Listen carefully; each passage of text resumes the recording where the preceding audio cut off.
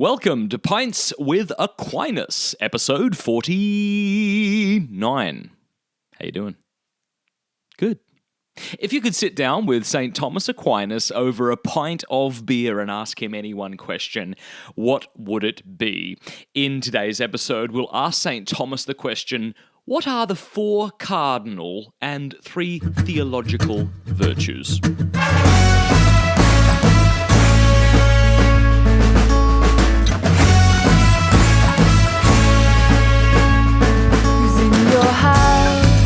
Great to have you with us here at Pints with Aquinas, the show where you and I pull up a bar stool next to the angelic doctor to discuss theology and philosophy. Today I will be joined on the show by Dr. Kevin Vost. He's written several books, including books on St. Thomas Aquinas. We'll talk a little bit about his work in the show. But I'm excited about this podcast. We're going to be talking about the 4 cardinal and 3 theological virtues. Not only will we be speaking about what they are and what Thomas had to say about them, but Dr. Vost will lead you through a memory technique that will make it so that you will never be able to forget these virtues again. Oh, and by the way, those who support Pints with Aquinas on Patreon get access to an ever-growing library of exclusive audio content of interviews that I do with philosophers, theologians, and apologists. One of those interviews is with Kevin Vost. So if you want to hear about how he became a Catholic after being a lifelong atheist, please consider supporting the show. Go to pintswithaquinas.com, click the Patreon banner, and learn how you can support. And a huge thanks to all of you who already do. Okay, enjoy the show. Dr. Vost, it's great to have you with us. Oh, it's my pleasure to be with you, Matt. Before we delve into today's topic, tell us a little bit about yourself. Sure. My name's Kevin Vost. I'm a clinical psychologist and Catholic author, a recently retired guy. In brief, I was raised Catholic, spent about 25 years as an atheist. St. Thomas Aquinas' writings and the Holy Spirit brought me back to the church in my early 40s and been there ever since. Fantastic. Well, today we're going to talk about virtues, and I'm excited to do that. We're going to do a couple of things. We're going to have you lead us through a sort of memorization process, a sort of thought experiment, which I can tell you, dear listeners, if you have not had the pleasure of reading Dr. Vost's books, you're going to be really surprised. If you listen to this attentively, I can guarantee you it'll be very difficult for you after this podcast to try and forget the 7 virtues. That's how helpful this memorization technique will be. And then we will go over the 4 cardinal virtues and the 3 theological ones. But before we do that, we should probably decide or figure out what a virtue is. So, of course, Aquinas, having, they say, baptized Aristotle, is going to agree with him in saying that a virtue, this is at least what Aristotle says in the Nicomachean Ethics, is the habit of choosing the mean between the extremes of deficiency and excess with regard to a particular emotion or action.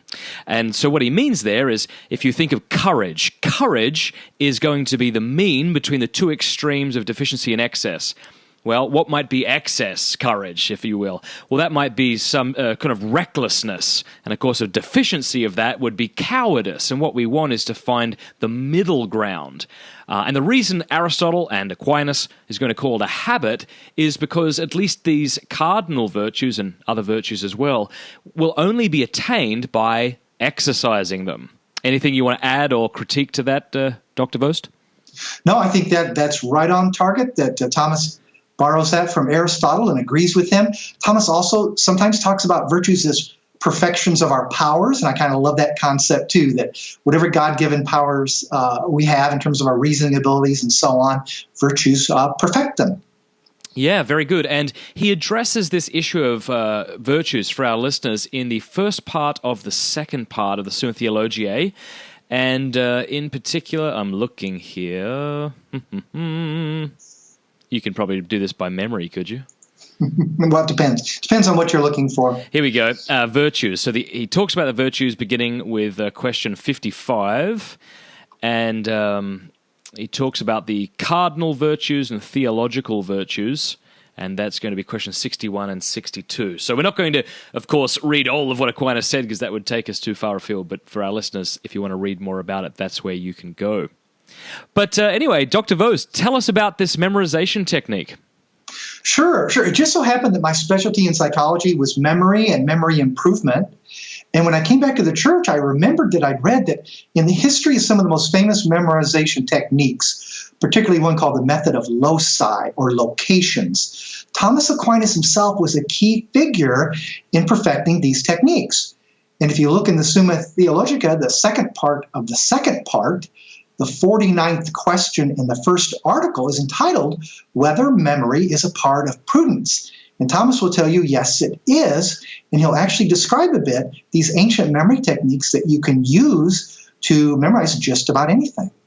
Fantastic. Well, now you've got I think you might now have now 3 books, is that right, on this memorization technique? You have Memorize the Mass, which is your latest book. That's right. Memorize the faith, memorize the reasons, and memorize the Mass. Fantastic. Now, which one was it that you discussed the 7 virtues in? That was the first, Memorize the Faith. Excellent. All right. Well, do you want to lead us through this, what do you call it, thought experiment, or maybe not a thought experiment? Yeah, we can call it a thought experiment. Sometimes I call them memory tours because you're kind of taking a tour through a house. Yeah, let's do it. Okay, well, great. If people are ready, one of the key elements of memory, even when you're using these techniques, is to focus and attention, and another is imagination. So I'll ask everyone if they would please give me their full attention and set their imaginations on high. That means get off the treadmill. That's right. You know, you've done your high intensity interval. Now let's rest for a couple of minutes. So I want to invite you to come with me to my house in central Illinois, and we're going to go through the front door. I'm going to invite you into my dining room because this is where I keep the virtues. And so here's our first location, number 1. You just cross the threshold into my dining room, and you're met there by a woman who you're told her nickname is Prude, and her full name is Prudence. So maybe you're expecting this older lady. There's probably not a whole lot of Prudences out there now, but you're surprised to find she's actually a beautiful young woman, this Prudence is, except something very strange about her. And we can elaborate this a little bit later. But she actually has 3 faces. So here's this young, beautiful woman, Prudence. You realize she has 3 faces looking in different directions. And just to lock this in, let's imagine she's nibbling on prunes. So we will not forget that prue sound that will remind us of Prudence. Okay, so that's our first stop. Right in the threshold of the dining room, there is Prudence. Number 2, now you're going to come to my dining room table. And sitting there at the first chair is this guy in these flowing black robes, and he has a mallet. So obviously, he's a judge. So second location, the first chair there is sitting a judge, and he will obviously remind us of justice. That's the virtue of justice that he's representing for us. Now, right on top of that table, imagine there's a huge child's fort. When I was little, they would sell these. They'd be either like a castle or like the cavalry's wooden forts out in the Wild West. But whatever kind you want, imagine a huge fort there, because that reminds us of the virtue of fortitude. Okay, so that was the third location. Now let's go over to the wall.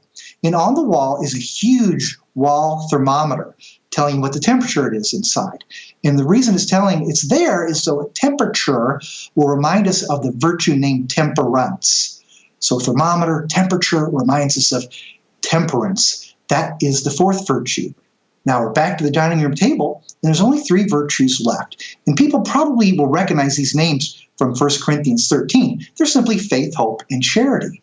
But if we want to lock them in with this memory method, we'll go to that first chair on the left there, and there is faith. If you want to, picture like a glowing face, so the face will remind you of faith. The chair at the end of the table, let's imagine some giant hope chest is sitting there, just something to remind you of hope. And then finally, that last chair on the other side, imagine that they're sitting there's a big glass of cherry tea, or the chair has tea, just to remind us of charity.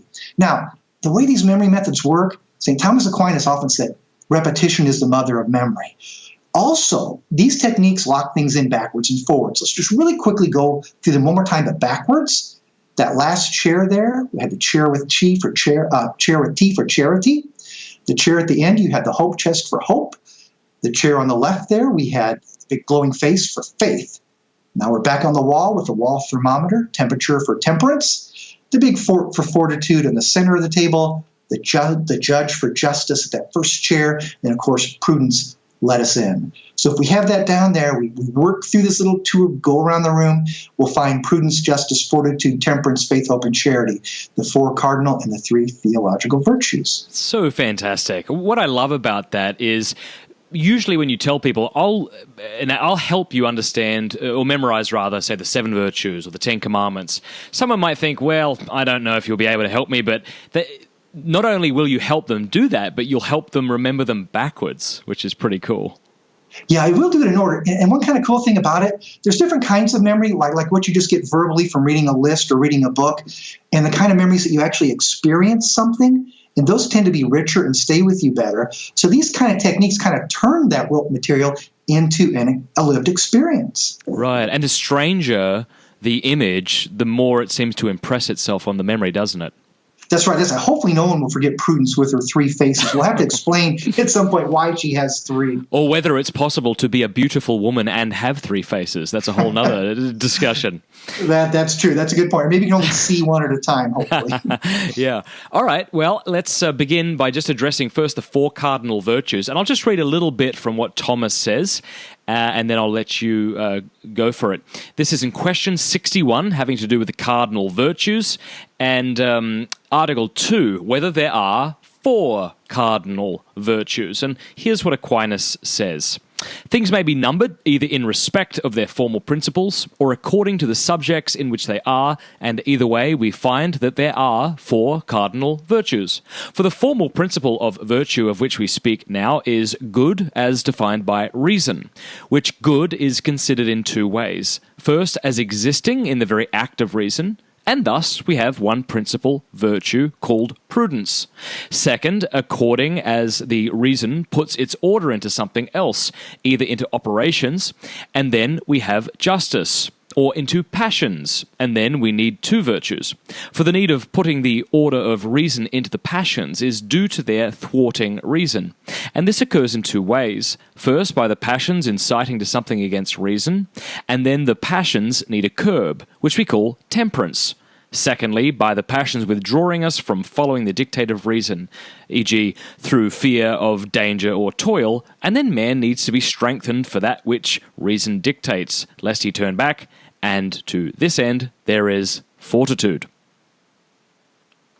Very good. So why don't we go through those one by one and just get your take on each?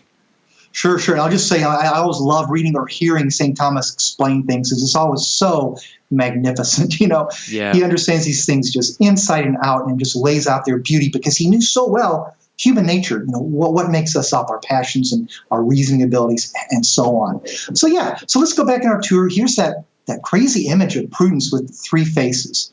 Well, first, okay, what in essence then is prudence? It's also called a practical wisdom. It's where we know how to choose the right means to attain virtuous goals. So it's also been called like a charioteer of the other moral virtues. It guides fortitude and temperance and justice. But why does prudence have 3 faces? Well, some of the ancient thinkers, like St. Albert the Great, Thomas's teacher, said, well, to be prudent, we achieve virtuous goals in the future by acting in the present, guided by what we have learned in the past. So those 3 faces of prudence represent the past, the present, and the future. And the virtue actually has what's called at least 3 parts. Memory is the part that relates to the past. Understanding is the key part that relates to the present. And foresight, or thinking ahead, is the key part that relates to the future. Now, Thomas himself even elaborated further and gave 8 parts, different things like you have to have caution, you have to be able to be shrewd and sometimes think on your feet, and so forth. So each of these virtues is very, very rich. But to put it again in a nutshell, prudence is that practical wisdom whereby we're guided by the good things we've learned in the past to make good choices in the present that will produce good results in the future. Excellent. All right, moving along. Sure. Then if the people recall the second one, we moved to that first chair where we saw the judge there to remind us of justice. And justice, Thomas says, perfects our powers of our will, that we will the right things, especially in terms of giving each other person their rightful due. So it's treating all people fairly, whether there are superiors and authorities or our inferiors, or our equals. So that justice then is that virtue that allows us to treat fairly with everyone we come across. And of course, anger is sometimes kind of said to be completely, evil, and yet there is a just anger. And how does that fit into this virtue of justice? Sure. At times there can be a just anger. And Thomas says then, if someone has done something that really has harmed someone, they may even need to be punished. But if you express your anger in a just way, you're going to express it not in a way to harm that person who has transgressed, but in a way that's going to make things right, to punish them, to correct them for the future, perhaps. So there can be times when there is a call for just anger, except we're supposed to express it also in a prudent way, in a way that does not produce more harm. Great. Okay, let's keep going. Sure. Up on that table there? Mm-hmm. Yeah, there we saw that child's fort for fortitude. And earlier you talked about courage, and it's kind of a synonym for courage. And to fortify something means to make it stronger. So yes, that virtue is what Thomas says. It's a virtue that we use to obtain the arduous or difficult good. So we know that we need to achieve something, do something that's important, but it's not easy.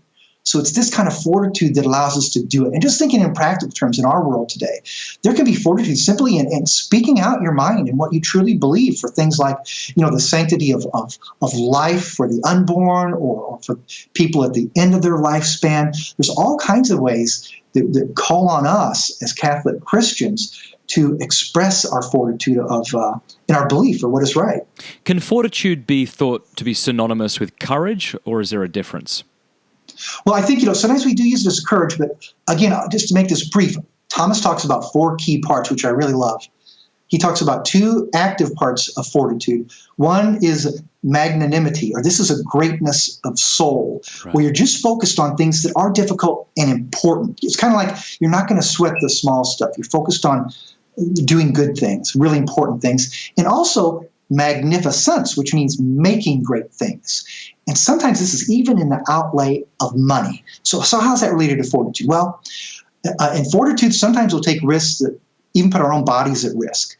With magnificence, we can even be generous, give out our funds, kind of not fearing a threat to our pocketbook, to achieve good things for the church, building a cathedral, helping some kind of Catholic apostolate. So these are 2 positive aspects of fortitude where we do and build great things, but also the 2 we probably know best are enduring aspects. And this is patience, where again we will endure what other people say, though it may not be what we like, that we have patience for other people's actions without exploding in anger, and also perseverance, that we stay the course even when the goals we're trying to receive don't come quickly. So I think it's just kind of beautiful the way it looks at 2 positive related virtues of magnanimity and magnificence, and 2 enduring virtues of patience and perseverance. Excellent. Okay, and the 4th cardinal virtue is temperance. Yes, and temperance is what reins in our concupiscible appetites, or our lusts and desires for things that are pleasant and pleasurable for us. So this would be the kind of virtue we call into combat. For example, the sins of lust and gluttony. And I think too, Thomas really highlights a helpful distinction here with also what he calls the related or partial virtue of continence. And let me give an example here. Let's say you're at the office and there's somebody brought in a box of donuts. And you really want one, you think, I could probably have one donut, so you go ahead and have the donut. But then, boy, you'd sure like another one. Mm-hmm. But let's say, you go through in your mind, I really don't need that, it's not going to be good for my health, and you decide, okay, you resist the temptation, you're not going to go for that donut. Well, you've exercised that virtue of continence. But this virtue of temperance, through repeated acts of continence, you may reach the point where you no longer even have that desire for that second donut. So we can sort of see temperance as, God giving us ways to build up toward it in some areas by those, repeated acts of reining ourselves in. So we may at some point reach the point where that internal conflict is not there in the way it used to be. And this is what Aristotle touches upon again in the Nicomachean Ethics with his 4 character states, the difference between the continent man, the virtuous man. It may be the case that you are not overindulging in something, or even sinning by, say, looking at pornography or masturbating, but you may not yet be at the level of the virtuous man, because it's a sign of the virtuous man that he finds acting virtuously a joyful and life-giving thing. Yeah, exactly right. It is a beautiful progression, even in the realm of the natural virtues. Yeah, how we can, once that we've actually, really fully practicing these virtues, they provide the pleasure of their own, a higher a pleasure in keeping with our highest capacities as human beings. I think it was Christopher West who used this analogy. He said, I don't need the law, thou shalt not climb a clock tower and, murder people with an Uzi. I don't need that law, and if the law was stated, I wouldn't get all uptight and angry about it. But we do tend to get upset at the laws that do make a demand on our weakness, don't we?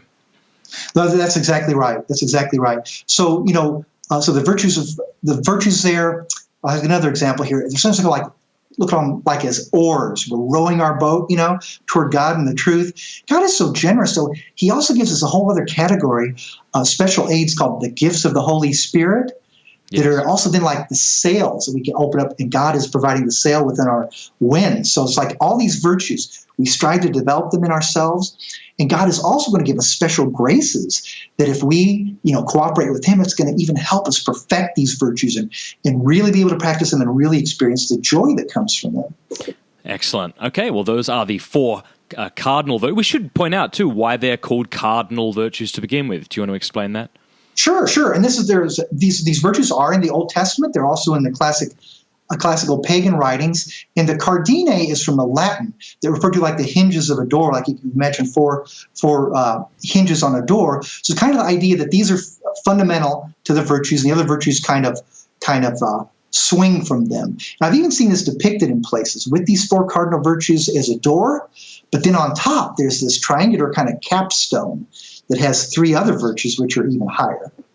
Excellent. So that's what we want to talk about now. And as you mentioned earlier, people are probably familiar with 1 Corinthians 13:13, where St. Paul says, and now these three remain, faith, hope, and love, but the greatest of these is love.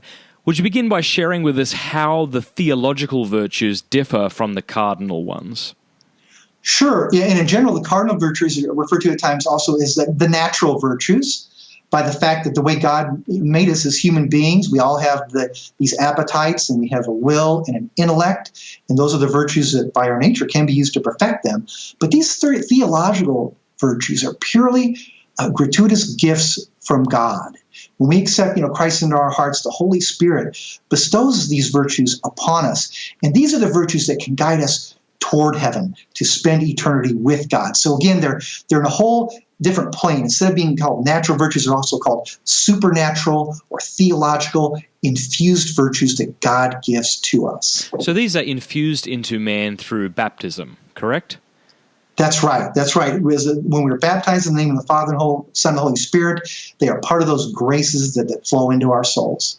Let's read what Aquinas says just briefly on this before we let you comment on each. This is from, again, the first part of the second part, question 62, and Article 1. Are there any theological virtues?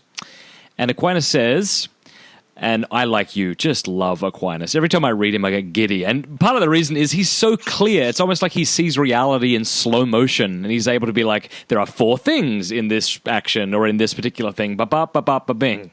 It's wonderful. Yes. Yeah. He says, man is perfected by virtue for those actions whereby he is directed to happiness, as was explained above. Now, man's happiness is twofold, as was also stated above. One is proportionate to human nature, a happiness, to wit, which man can obtain by means of his natural principles. The other is a happiness surpassing man's nature, and which man can obtain by the power of God alone, by a kind of participation of the Godhead, about which it is written in 2 Peter 1:4, that by Christ we are made partakers of the divine nature. And because such happiness surpasses the capacity of human nature, man's natural principles, which enable him to act well according to his capacity, do not suffice to direct man to this same happiness. Hence, it is necessary for man to receive from God some additional principles, whereby he may be directed to supernatural happiness, even as he is directed to his connatural end, by means of his natural principles, albeit not without divine assistance. Such like principles are called theological virtues, first because their object is God, inasmuch as they direct us aright to God, secondly because they are infused in us by God alone, thirdly, because these virtues are not made known to us save by divine revelation contained in Holy Writ. Excellent. Well, you've already shared with us the kind of memory technique to remember faith, hope, and love, but as you say, it's one, if we're vaguely familiar with the scriptures, we'll be able to remember those ones. Do you want to say a word about each? Sure. And with faith, I think, in our day, too, we hear so much the idea that somehow faith is opposed to reason or religion versus science. But faith is really something that takes us, it's not contrary to our reason, but takes us where our reason cannot go. It perfects us. It comes through God's revelation. So I'll read you a quote from Father Garrigou Lagrange, one of the great 20th century Thomists. He says, faith may be likened to the sun and science or knowledge to a candle. But nothing need prevent the sun and a candle from shining light on the same object together.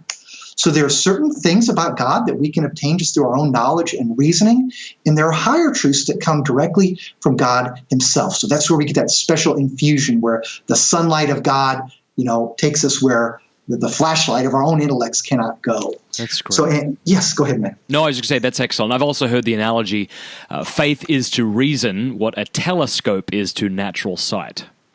Yeah, that's beautiful too. Exactly. I love that. Also, very simple and straightforward. And it's taking us to see things that far beyond what we can see naturally. But those things don't contradict or prove that what we see naturally is wrong. They give us a truth that we couldn't obtain, a further, deeper truth we couldn't obtain without them. Right. And what about the next virtue, that is of hope, something I think that many of us are in desperate need of today? Yeah, absolutely. And Thomas talks about the virtue of hope is, basically hope is the hope that we're going to live eternally with God, and that God is going to give us the help that we need to get there with him. He's going to give us things like these infused virtues, the gifts of the Holy Spirit, that if we will just be willing and cooperate with God, we will attain that eternal, beatific vision with him. I'm reminded of Thérèse of Lisieux. I forget where, perhaps in her diary. She said something to the effect of, I feel called to the great heights of holiness. And I know, Jesus, that you wouldn't inspire that aspiration within me unless you would give me the means necessary to attain it. I love that tremendous hope that she has. She looks at herself and she says, look, I'm totally incapable of rising to the heights of holiness. I think she said something like, compared to the great saints, if they would be likened to tremendous mountains, she's like a grain of sand trodden into the path. And yet she, through that virtue, that theological virtue of hope, she knew that Christ could accomplish in her what he had inspired her to wish to attain. That's beautiful, Matt. And it also reminds me of something that St. Catherine of Siena wrote in her dialogues regarding hope. So we should never give in to despair, which would be a lack of hope, kind of like denying God's limitless mercy. Because she said that God told her that, God was more offended not by Judas's betrayal of Jesus Christ, but by the fact that he did not think God could forgive him. So even for Judas, God's mercy and forgiveness is there if we ask for it. So we should never abandon hope. I think many of us, at least sort of subconsciously, treat God's mercy. Do you remember that episode of Seinfeld, The Soup Nazi? Oh yes, and he says, he bangs on the counter, no soup for you, no more soup for you. And I think very often, we might approach the sacrament of confession and we think, goodness gracious, I don't know how many times I've confessed this. Maybe God's mercy is evaporating. But of course, to think that is to limit God and to kind of make him a slightly bigger version of us. That's so right. And when we do go through the sacrament of reconciliation, boom, the floodgates are open again to all of God's graces every time. Excellent. And the seventh and final virtue is love. Yeah, love or charity is the highest, and Thomas says that this is the virtue that will last eternally. Because, once we're there with God in heaven, we're not going to need faith, because faith is about things unseen and we will see. We're not going to need hope that we'll be with God because we already will be. But that love will last forever. And also, I love the way Thomas talks about love, the virtue of charity, while we're here on earth, because he compares it to the fires of a powerful furnace. And he said, the more powerful your furnace of love is, the farther it's going to reach. So it's going to reach out there to people you don't know. It's going to reach out to your enemies. And yet, at the same time, the more powerful that furnace is, the people closest to you are also going to get the most heat. So your charity is also going to begin at home and burn just intensely for those people closest to you. Now, I suppose someone might say, are you telling me that a non-baptized person or a non-baptized person who's an atheist can't exhibit this sort of charity, that it can only be infused? Well, I mean, a person, can love within natural limits. But this is an infused love whereby we love God and neighbors through God, through God's grace. So it is a special gift that enables us to do this. I think somebody said there have never been any atheist leprosy colonies. Yes. When you look at people like Mother Teresa, you say, wow, that's what the theological virtue of charity looks like. Yeah, absolutely. Many of these natural virtues can only go so far, but the theological infused virtues or the gifts of the Holy Spirit take us far beyond. For example, with the virtue of fortitude, virtually any Catholic martyr, and there's countless numbers, have been given this great gift, so they loved God and the truth even more than their own bodies. Absolutely. Well, that's been really helpful. Thank you so much for sharing your wisdom with us. Tell us about your latest book.